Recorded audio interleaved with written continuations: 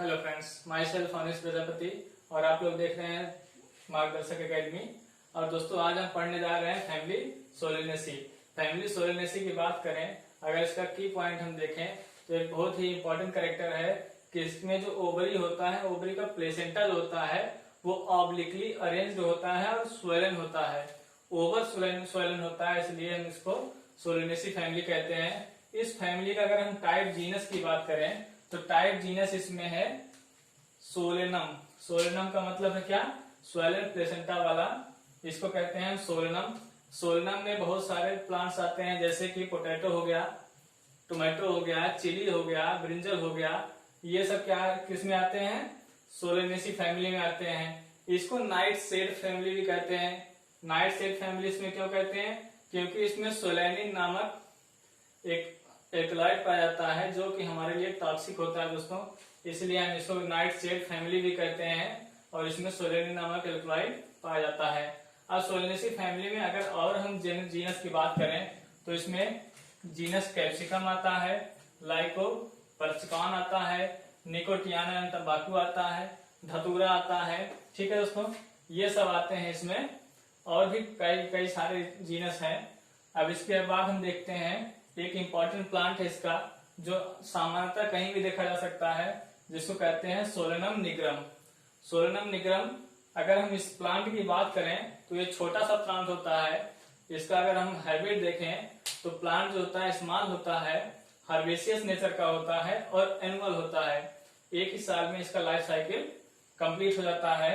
अब इसमें अगर हम देखें इसके स्टेम की बात करें तो स्टेम जो होता है स्मॉल होता है, हर्बेसियस होता है, हर्बेसियस नेचर का होता है। स्टेम के बाद हम बात करते हैं लीफ की, तो लीफ का जो अरेंजमेंट है, अरेंजमेंट हम देखते हैं अगर नीचे की तरफ मतलब ओल्ड पार्ट में अगर हम देखें तो लीफ जो होता है वो अल्टरनेट क्रम में लगा होता है। मतलब एक इस तरफ लगा रहेगा, दूसरा इस तरफ। यहाँ आप देख सकते हैं एक इस तरफ है, यहाँ पे इस तरफ है, तो इसको हम अल्टरनेट कहते हैं। लेकिन अगर हम इसके फ्लावरिंग पोर्शन में आए, ऊपर की तरफ आए, तो हमें ये अपोजिट भी दिखते हैं। इनका जो अरेंजमेंट होता है हमें अपोजिट भी दिखता है। तो लीफ जो होते हैं नीचे की तरफ अल्टरनेट अरेंजमेंट होता है और ऊपर की तरफ अपोजिट अरेंजमेंट हो जाता है। अब हम इसके लीफ के अगर स्ट्रक्चर की बात करें तो ये इसमें छोटा सा पेटियोल पाया जाता है, ये पेटियोलेट होता है, और स्टिपुल जैसे कोई संरचना नहीं पाई जाती है, इसलिए इसको कहते हैं एक्स स्टिपुलेट। लीफ जो होती है वो सिंपल होती है, इसमें कोई कॉम्प्लेक्सिटी है नहीं, तो कंपाउंड लीफ होगी नहीं, एक ही सिंगल लीफ है। इसमें अगर हम देखें तो लीफ जो है इंटायर है, मतलब कहीं से कटी फटी नहीं है, इसमें कोई लोब नहीं देखने को मिलता है। लेकिन कभी कभी हल्का हल्का सा छोटा छोटा हमको लोब दिखाई देता है, मतलब अंदर की तरफ हल्का सा धब्बा दिखता है, ज्यादा नहीं। इसके अलावा हम इसका अगर टिप देखें तो ये एक्यूट है, किनारे पर नुकीला है, ये एक्यूट है। पूरा अगर हम लीफ देखें ओवेट है, मतलब ओवल स्ट्रक्चर है। अगर हम इसमें इसका वेनेशन देखें तो रेटिकुलेट वेनेशन होता है, मतलब इसका जो वेन्स होती हैं वो एक जाल बनाती हैं, तो रेटिकुलेट वेनेशन है। और इसके अलावा अगर हम इसका कास्टेट की बात करें तो यूनिकास्टेट होता है। यूनिकास्टेट का मतलब होता है कि एक ही जो मिड वेन होती है वही हमें अच्छे से दिखती है। मतलब अगर हम ये लीफ बना दें तो इसमें से जो मिड वेन है यही अच्छे से दिखाई देगी, बाकी सारी वेन्स उतनी अच्छे से नहीं दिखाई देती हैं। ये तो बात हो गई लीफ की। अब लीफ के बाद हम आते हैं इसके इन्फ्लोरेसेंस की। इस इन्फ्लोरेसेंस की बात करें तो हमें ये रेफिनाइड मिलता है या फिर स्कॉर्पियाइड होता है। स्कॉर्पियाइड का मतलब क्या होता है कि यहाँ से देखें आप, एक इस तरफ गया है तो एक इस तरफ चला गया है, इसको स्कॉर्पियाइड साइन कहते हैं। यह इन्फ्लोरेसेंस जो है ये इस तरह से होता है, एक इस तरफ जाएगा तो दूसरा इस तरफ चला जाता है, इसको स्कॉर्पियाइड कहते हैं। ठीक है, अब इन्फ्लोरेसेंस के बाद हम बात करते हैं फ्लावर की। इन्फ्लोरेसेंस के बाद फ्लावर की बात करते हैं तो फ्लावर जो होता है इसमें पेडिसिल पाया जाएगा, यानी पेडिसिलेट होगा। फ्लावर कंप्लीट होगा क्योंकि इसमें कैलिक्स, करोला, एंड्रोसियम और गाइनोसियम सभी कुछ हमको अच्छे से दिखाई देते हैं, सब कुछ मिलते हैं। पेंटामेरस फ्लावर होगा मतलब कि कैलिक्स 5 होगा, करोला 5 होंगे, या पेंटामेरस होता है। ठीक है। अब बाइसेक्सुअल होता है ये। बाइसेक्सुअल मतलब एंड्रोसियम और गाइनोसियम एक ही फ्लावर में देखने को मिलते हैं। फ्लावर एक्टिनोमॉर्फिक होगा मतलब अगर हम इसको कहीं से भी काट दें तो ये बराबर भागों में बढ़ जाता है। इसके लिए इसको क्या कहते हैं, एक्टिनोमॉर्फिक कहेंगे। इसके अलावा क्या होता है, फ्लावर हाइपोगाइनस होता है मतलब कैलिक्स, करोला, एंड्रोसियम ये जो होते हैं ये ओवरी से नीचे से निकलते हैं। ठीक है। ये फ्लावर जो होता है हाइपोगाइनस फ्लावर होता है। ये तो बात हो गई फ्लावर की। फ्लावर के बाद अगर हम देखते हैं कैलिक्स, कैलिक्स इसमें 5 होता है। कैलिक्स 5 होता है। 5 होने के साथ साथ ये सब आपस में जुड़े रहते हैं। इसके जो सेपल्स होते हैं, इसकी जो यूनिट होती है, तो कैलिक्स के जो यूनिट है सेपल 5 होते हैं और पांचों आपस में फ्यूज होते हैं, यानी गैमोसेप्लस कंडीशन में होता है। गैमोसेप्लस कंडीशन में होने के साथ साथ ये परसिस्टेंट होता है। जो कैलिक्स है वो परसिस्टेंट होता है। परसिस्टेंट का मतलब होता है ये फ्रूट के साथ हमेशा रहता है। जैसे कि आप यहाँ पे ब्रिंजल में देख सकते हैं, ये आपका कैलिक्स का है। ये हुर्ल जो दिख रहा है कैलिक्स का है। इसमें क्या है, ये परसिस्टेंट रहता है मतलब जीवन भर इसमें रहेगा। इसके बाद हम देखते हैं करोला की बात अगर करें तो करोला जो होता है इसका जो यूनिट होती है वो होता है पेटल। तो पेटल जो होते हैं इसमें भी 5 ही होते हैं। अगर सेपल के बाद देखें पेटल 5 होंगे और आपस में फ्यूज होंगे। फ्यूज पेटल का मतलब होता है क्या, गैमोपेटलस कंडीशन में होता है। ठीक है। ये 5 होते हैं। अब इसके बाद हम देखते हैं करोला के बाद बात करते हैं एंड्रोसियम की। एंड्रोसियम जो होता है वो इपीपेटलस कंडीशन में होता है। इपीपेटलस कंडीशन मतलब हर पेटल के साथ एक एक एंड्रोसियम, मतलब इसका स्टेमन एक एक लगा रहेगा। इसमें स्टेमन 5 होते हैं, नंबर में 5 होते हैं। इसका जो फिलामेंट होता है छोटा होता है और एंथर लोब इसकी अपेक्षा में, इसकी रेशियो में अगर हम देखा जाए तो एंथर थोड़ा सा बड़ा होता है। और इसका जो एंथर लोब जो खुलता है ये ऊपर की तरफ खुलता है। ठीक है। इसमें जो फिलामेंट होता है छोटा होता है, एंथर लोब थोड़ा सा बड़ा होता है, ऊपर की तरफ खुलता है। अब स्टेमन 5 होते हैं, सब आपस में क्या करते हैं, छोटे छोटे फिलामेंट लिए रहते हैं।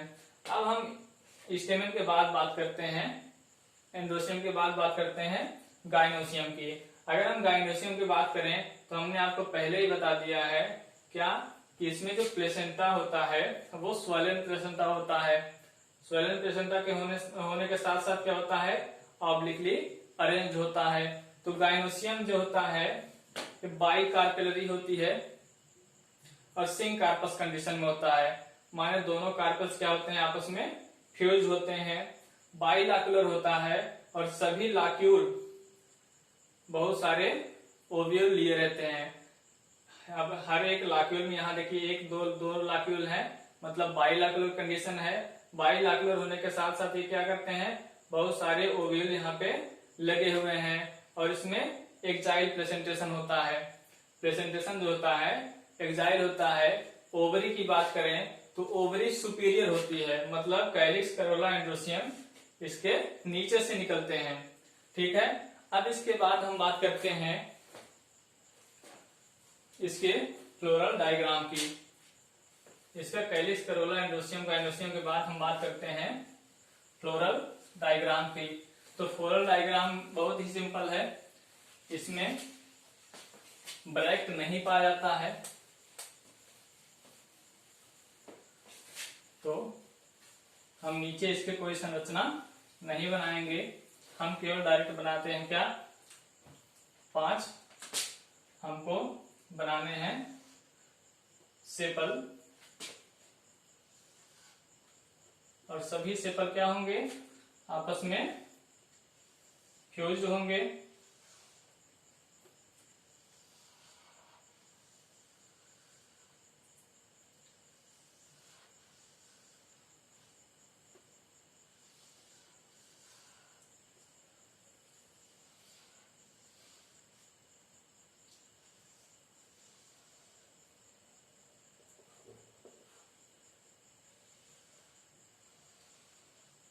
इनको हम सभी को आपस में फ्यूज कर दे रहे हैं, यानी गैमोसिप्लस कंडीशन हो गया। अब हम देखते हैं कैलिक्स के बाद करोला का नंबर आता है, तो करोला जो होता है वो भी उसमें पेटल 5 होते हैं और इसके साथ साथ ये अरेंज होता है अल्टरनेट क्रम में। ये अल्टरनेट क्रम में हम बना दिए करोला, और सभी जो इसमें पेटल्स होते हैं वो भी आपस में फ्यूज्ड होते हैं। ठीक है, ये फ्यूज्ड पेटल्स हो गए। अब इस पेटल से, यानी हम बताए थे आपको कि जो इसका एंड्रोसियम होता है, स्टेमन होते हैं, ये क्या होते हैं, एपी पेटलस कंडीशन में होते हैं, मतलब इन्हीं पेटल से होते हैं ये जुड़े हुए। ठीक है, स्टेमन जो होते हैं नंबर में 5 होते हैं और इस इंट्रोस कंडीशन में होते हैं। ठीक है, ये इस तरह से एंड्रोसियम 5 होते हैं और एपी पेटलस कंडीशन में होते हैं। अब हम बात करें गाइनोसियम की, तो गाइनोसियम जो होता है वो उसमें प्लेसेंटेशन जो होता है, एक्जाइल प्लेसेंटेशन होता है। एक्जाइल प्लेसेंटेशन के साथ साथ इसमें जो प्लेसेंटा होता है वो स्वेलिन होता है। स्वेलिन प्लेसेंटा हम बनाएंगे, ये ऑब्लिक हो गया और इसके साथ साथ ये ओवर स्वेलिन होता है। स्वेलिन का मतलब ये नहीं कि हल्का सा, ये ओवर स्वेलिन होता है और इस तरह से इसमें स्वेलिन प्लेसेंटा। और यहाँ पे यूनिलाकुलर है, ये 2 लाक्यूल हैं, ये 2 कार्पेल्स हैं, आपस में फ्यूज हैं, यानी सिंक कार्पस कंडीशन है। और हम इसमें बनाते हैं ओव्यूल, मतलब हर एक लाक्यूल में बहुत सारे ओव्यूल हमको देखने को मिलते हैं इसमें। ठीक है, ये बहुत सारे लाक्यूल हमको, 2 लाक्यूल में बहुत सारे ओव्यूल हमको देखने के मिलते हैं। इसके अलावा क्या होता है, फ्लावर जो होता है एक्टिनोमार्फिक होता है। ठीक है, हम इसका सिंबल बना दिए। ठीक है, तो ये है हमारा क्या, फ्लोरल डायग्राम। फ्लोरल डायग्राम के बाद अब हम देखते हैं फ्लोरल फार्मूला। अब इसमें देखें कि फ्लोरल डायग्राम, ये तो है फ्लोरल डायग्राम। अब हम फ्लोरल फार्मूला लिखते हैं। फ्लोरल फार्मूला में बहुत ही सिंपल है कि सबसे पहले हम देखेंगे इसमें ब्रैकेट है कि नहीं, तो ब्रैकेट नहीं है, ई ब्रैकेट है, एक्टिनोमार्फिक है। फ्लावर में ये जो एक्टिनोमार्फिक कंडीशन है, मतलब कहीं से भी काटेंगे 2 बराबर भागों में बट जाता है। इसके अलावा हम देखेंगे तो ये हर्माफ्रोडाइट है, यानी बाइसेक्सुअल है। इसमें कैलिक्स जो है, कैलिक्स में सेपल 5 हैं, आपस में फ्यूज्ड हैं। करोला जो है ये भी सेपल इसमें 5 हैं, आपस में फ्यूज्ड हैं। एंड्रोसियम में स्टेमन का नंबर क्या है, 5 है और ये ईपी पेटलस कंडीशन में है, मतलब ये पेटल से जुड़े हुए हैं। गाइनोसियम जो है इसमें 2 कार्पेल्स हैं और सिंक कार्पस कंडीशन है, मतलब दोनों कार्पेल्स आपस में फ्यूज्ड हैं और ओवरी जो है वो सुपीरियर ओवरी है। तो इस तरह से हमारा कंप्लीट होता है फैमिली सोलेनेसी। इसका फ्लोरल फार्मूला क्या है, ई ब्रैक्टिएट है, एक्टिनोमार्फिक है, बाइसेक्सुअल फ्लावर है, कैलिक्स इसमें सेपल जो होते हैं 5 होते हैं और आपस में फ्यूज होते हैं। गैमोसेप्लस कंडीशन होता है। पेटल्स जो होते हैं 5 होते हैं, आपस में फ्यूज। गैमोपेटलस कंडीशन होता है। एंड्रोसियम 5 होते हैं और ये कार्पेल इसमें से पेटल से जुड़े हुए होते हैं, यानी एपी पेटलस कंडीशन होता है।